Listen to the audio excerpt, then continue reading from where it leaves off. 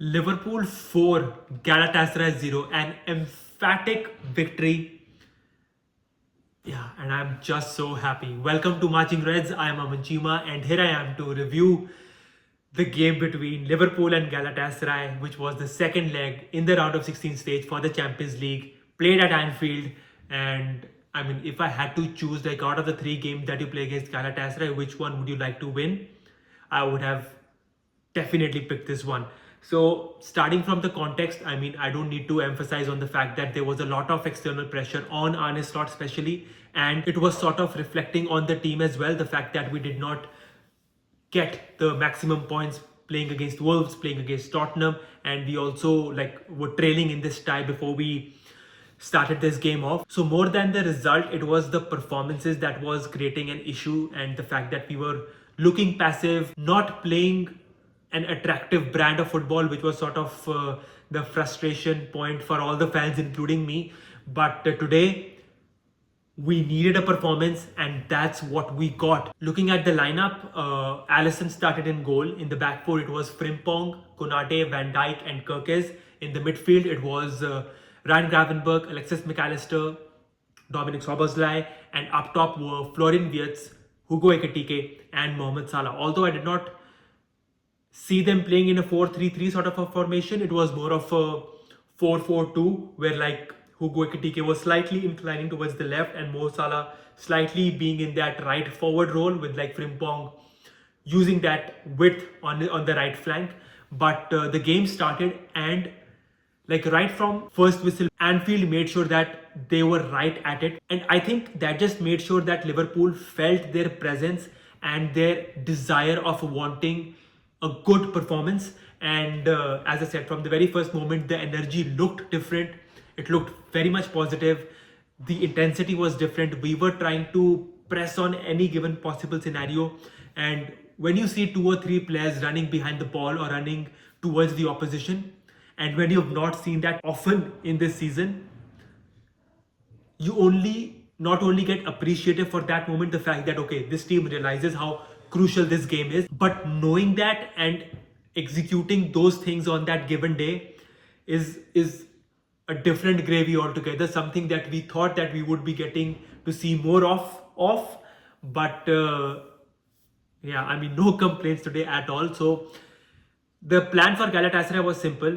They, I think, knew the fact that Anfield will play its part, knowing very well that their fans were not able to travel to the stadium, and they would have been comfortable with Liverpool having more of the ball. And for Galatasaray, it was just to make sure that Liverpool do not find any sort of rhythm, any sort of flow or control in the game. And with every possible scenario, they made sure that they fell to the ground, took as much time as they did. And even for the first 20 minutes, I was yelling at my screen. And it was also good to see Arne Slot being up and about, because in the last few games it was looking as if he's just running through the motions. But in this game, he made sure that even if he was unhappy with the decision, he expressed it. And in the first 20 odd minutes or so, as I said, there were decisions which were not going completely against us, but then you could see that what Galatasaray trying to do, and with that referee not being that experienced, was falling into the trap of the away team. But when I saw Slot being so involved in the game, and I will not use the word antics, the way he was going up and down, but the fact that he was able to react just showed me that what he still cares about Liverpool. And although whatever will happen at the end of the season, that's a separate story. I mean, we'll deal with that later. But today it just showed that he cared, and that is what something that I think would stick with all the fans. And yeah, they deserve this. So as I was saying, in the first half, good energy was shown, and the only question that was sort of lingering in my mind, that firstly, would we get rewarded for it, and secondly, are we able to continue this till that 90th minute? So the first goal comes in, and it was, I mean, it had to be Dominic Szoboszlai. This time, although it came from a set piece, which he was not taking, but was responsible of playing a major part in. So we get a corner, and then the ball is rolled to the edge of the box, and He allows the ball to come across his body and with his left foot takes the strike, and yeah, it only he could have done that.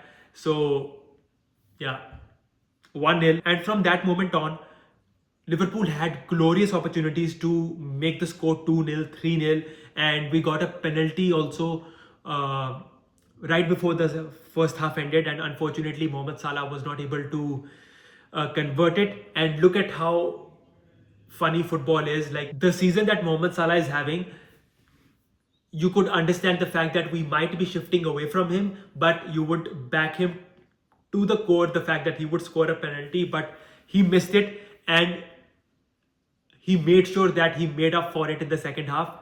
The second half started, it was still 1-0, and within the first 10 odd minutes or so, we get 2 goals. One brilliant pass by McAllister to put Salah through, and all credit to Salah for being able to not take a touch, cross the ball right in the 18-yard box from his right foot, and just set that goal up for Ekitike. So he got the go-ahead goal, and that was 2-0. And at that moment, you were first of all happy because it did not take as long as like some people would have feared that, okay, you know what, Liverpool is looking good. They've got the equalizer goal in the tie, but would they be able to get the go-ahead goal and make sure that they kill the game off? And that is what we did. Ekitike got a second goal. Mohamed Salah took another shot, and then Gravenberch was able to finish that move off. He got the third goal.